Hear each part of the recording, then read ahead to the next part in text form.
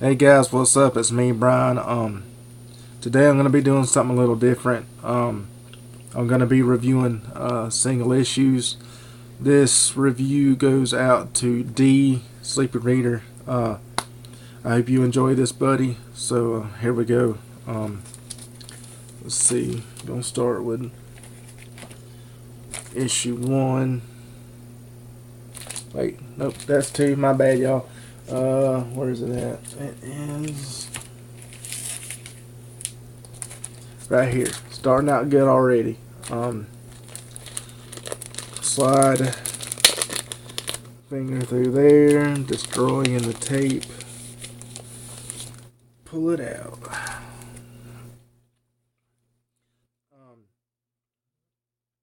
I just gotta say, this first issue is just one of my all-time favorites that I've read here recently.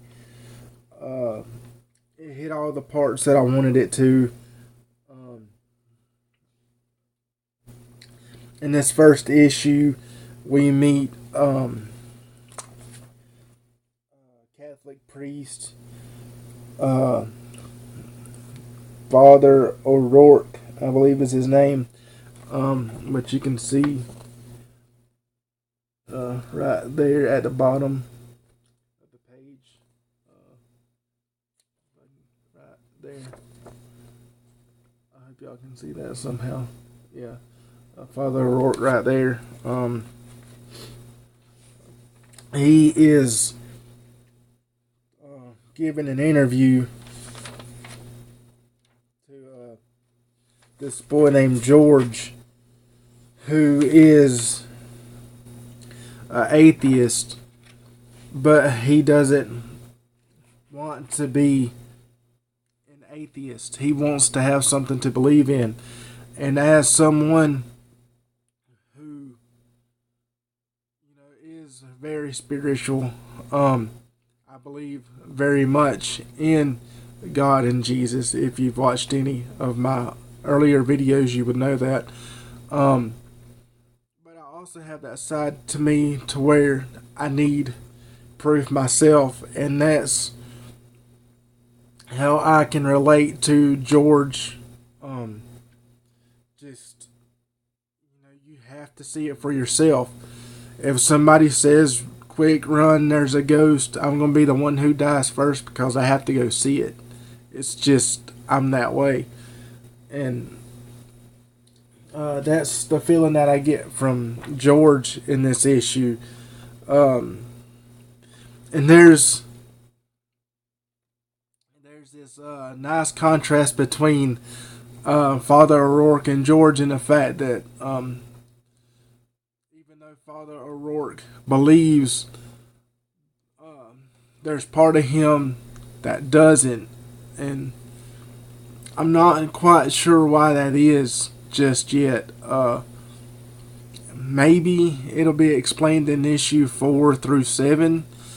Um, Maybe it hits on that. Maybe D, you could tell me since you picked that up. And I don't know. I'd like to see that expanded upon. Some. I think that could be a whole nother story itself, in a way. But we come to find out that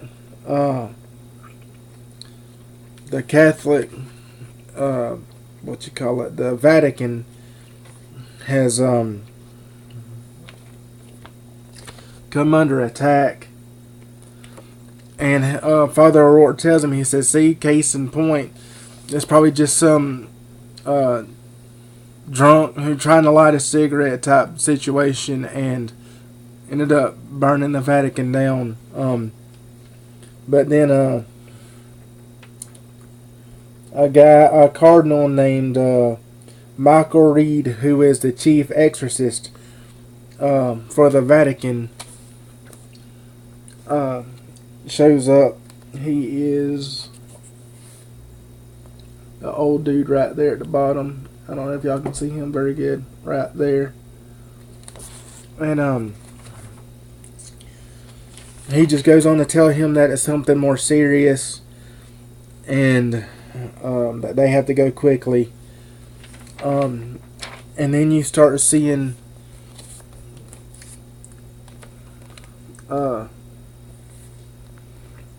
the demons that are surrounding the Vatican. That apparently nobody's able to see. But he goes into the alley, and you see this big bear beast thing right there in the middle.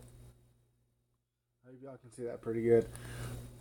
And he takes, and Father O'Rourke jumps back and said, "What the heck is that thing?" And he ends up touching the boy, and the boy freaks out because he can see it now, and we learn that Father O'Rourke has the gift of being able to see demons and the world as it really is.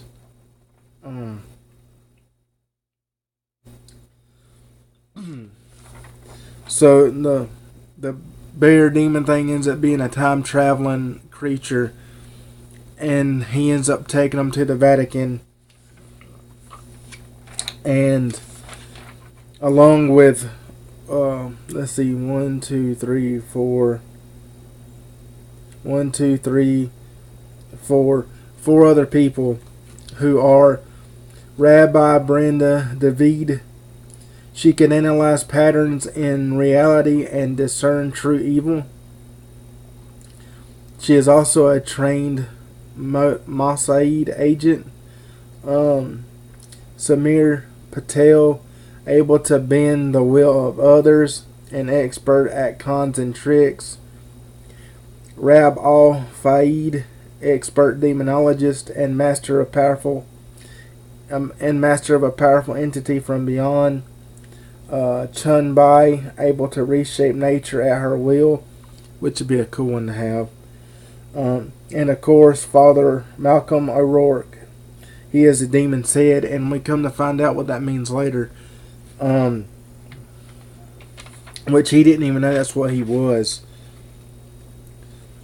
And this group of ragtag, God-blessed individuals, as the book calls them, are tasked with going in and finding out what's really going on. And like I said, this first issue is, in my opinion, just perfect. I was excited to read this. I'm on the lookout for like the most scariest comic book I can find. And even though this wasn't scary, it makes you think about if this really happens, that this would be pretty freaky. So I think it hit all the high points for me.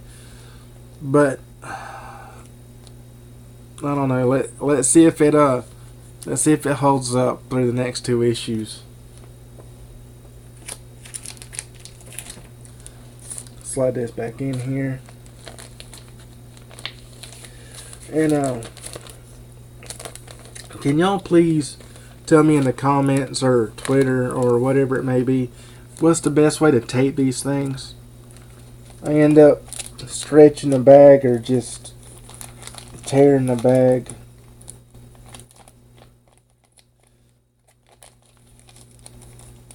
It's not going to stay anymore.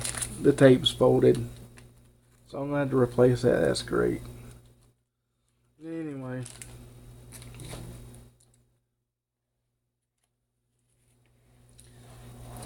Issue 2. Slide the finger in here. Pop it up. Yay, it didn't stick. So, we find out a little bit more of the backstory on Brenda, I think is the one that it is. While at the same time, jumping back and forth between the past, hearing the backstory, and seeing what's going on at the Vatican. We find out that the backstory of the team in general in this issue. We find out that Brenda was part of the military, and she was tasked with finding more people or members of the teams that could help fight this war that was about to start. And we see the cardinal dude coming and talking to her at the hospital while she's actually operating on somebody. I hope y'all can see that.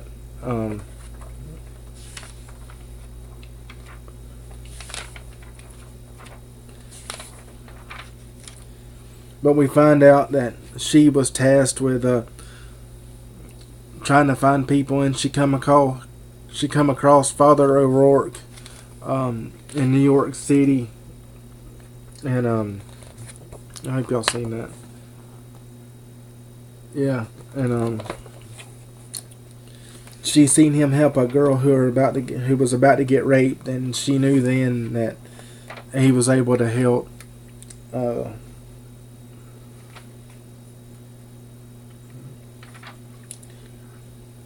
We find out in here also that there's a giant maze now in the middle of the Vatican, and that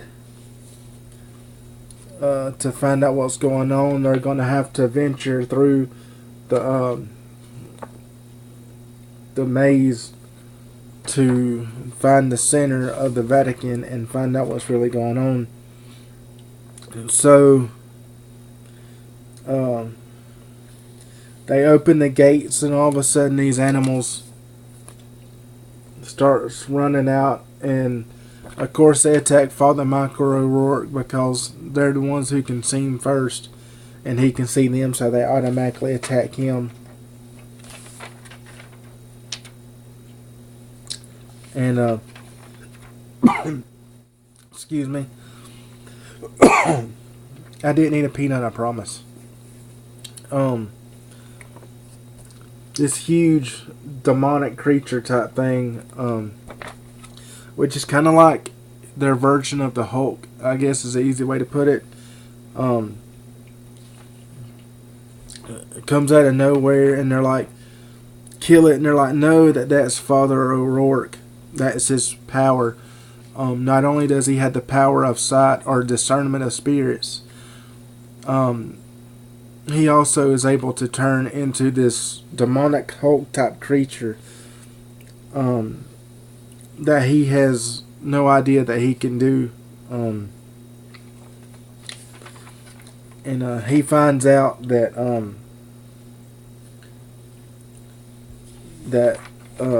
Brenda, I think is her name, knew about it, and he told her that she better start talking. But I found that this issue, I wish that they would have chose either to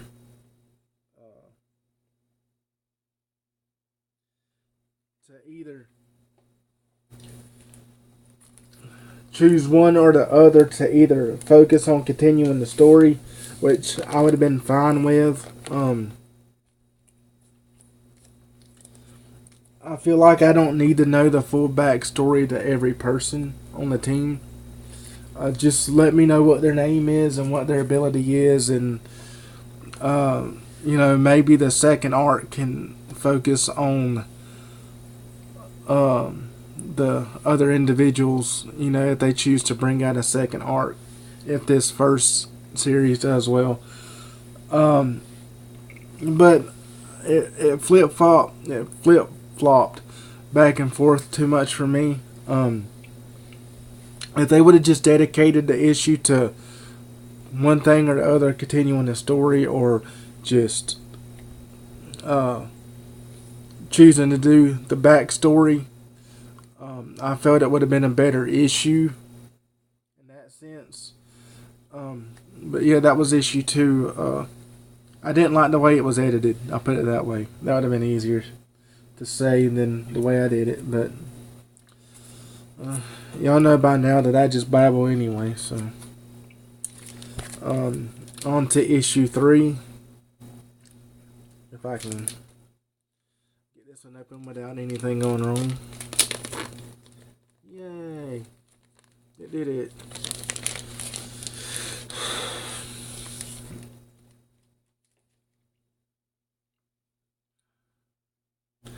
Okay, in this one, last issue we learned about Brenda and her backstory.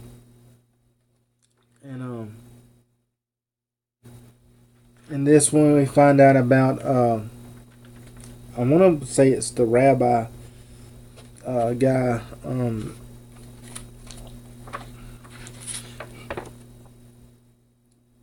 That guy in the middle there. It focuses on his backstory, and it shows them traveling through further into the maze. And so it jumps between those two things again.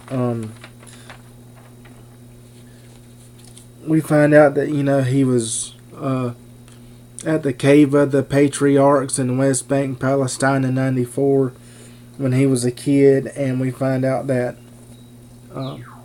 a gunman come in there and shot up his, what do they call it? Mosque? Is that what they call it? I'm not quite sure.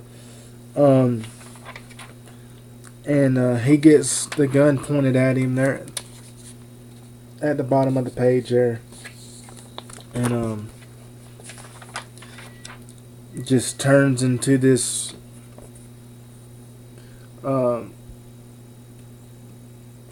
like blue creature. Like, he doesn't really change. He like gets his blue liquid. He kind of looks like Iceman in a way. We find out that he ends up killing the dude. And they find out that they have been traveling for hours through the maze, and they've only made it like a couple 100 feet or so, probably.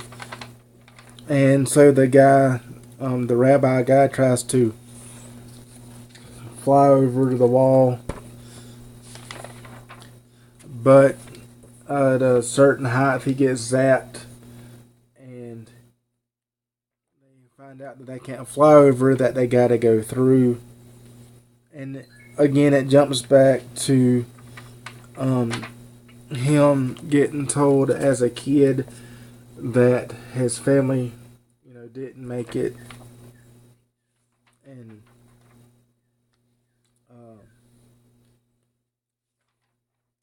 again, it's like, I wish they would have just focused on one or the other. Like I said earlier, it doesn't matter to me.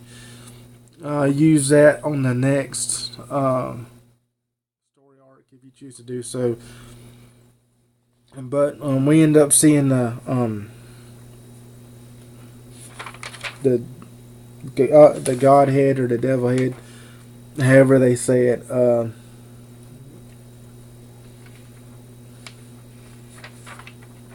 Again, and to get through the wall, they have to get Father O'Rourke to transform again. So he lets the animals attack him, and he turns into him again, and he ends up basically just tearing through the walls and everything, and you kind of get lost in the action, what's really going on. It's busy, as you can tell, and again it jumps back to them asking him to show his power, the rabbi, back when he was a kid, and he ends up telling them that he won't work for them, but he'll work for God, which is basically the same thing. So they end up making it to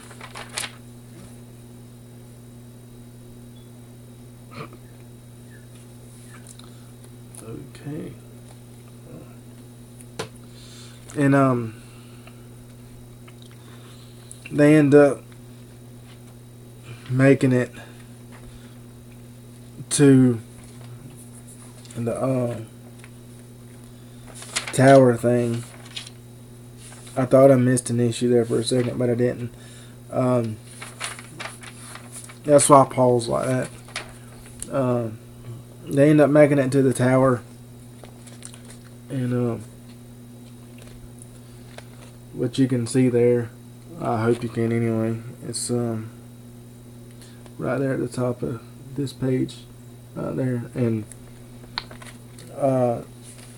kind of find out that a giant flaming hand comes down and picks them up and carries them to the top of the tower. And like they're like, now what? And a big giant flaming hand come down and it didn't catch us on fire. We're still alive, type thing. And they're like, something's not right, you know. And at the bottom of the page here, you see words come up from the bottom there, and it says, "No, very much not right. My fallen angel is gone." And you see, well, I'm not gonna spoil it for y'all, but anyway, a major character comes into play on this issue. And it's kind of like a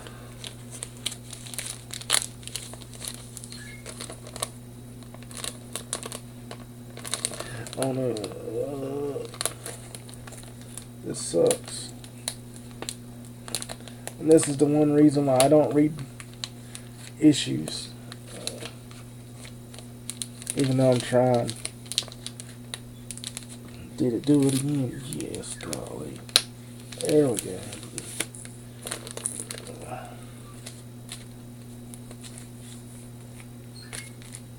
But anyway, I try not to ruin it too much for y'all. Sorry if I did. I'm not used to doing this, and I figured that if you wanted to read it, you would have read it by now. So I felt that this issue kind of left me scratching my head. Unless it changes in issue 4 to 7, it's kind of like, I don't know where they plan on going with it. It's just craziness. I'm